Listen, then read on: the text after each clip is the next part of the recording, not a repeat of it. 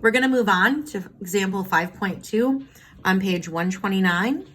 And the first thing you need to look at is the rule for adding numbers with unlike signs. It says in the book to subtract the smaller absolute value from the larger absolute value and apply the sign of the larger number. So in example 5.2, it tells us to add. A gives us -9 plus 6.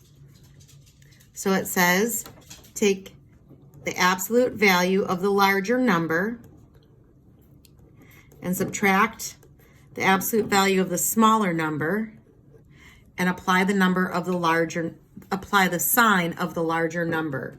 So this would equal a -3.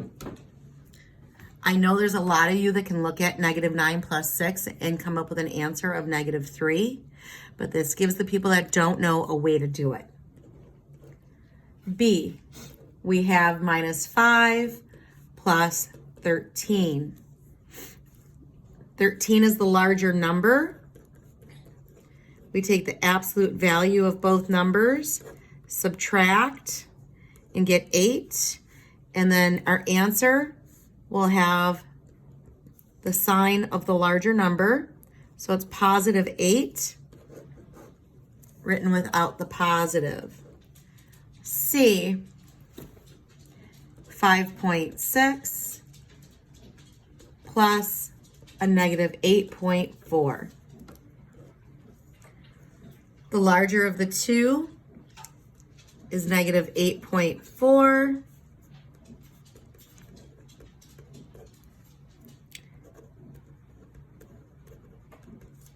We subtract.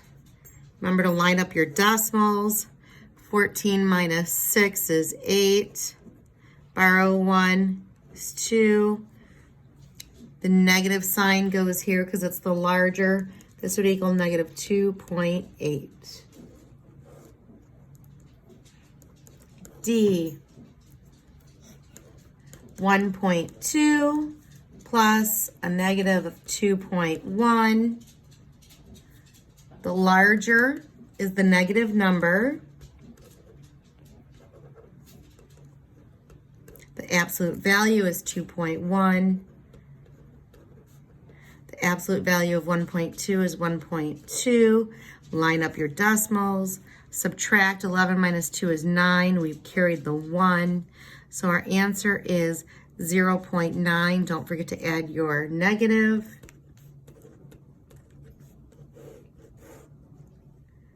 And last, we have E, which is -3/4 plus 1/4. The larger of the two is the 3/4. So the absolute value of -3/4 equals 3/4. The absolute value of 1/4 is 1/4. We're going to subtract those.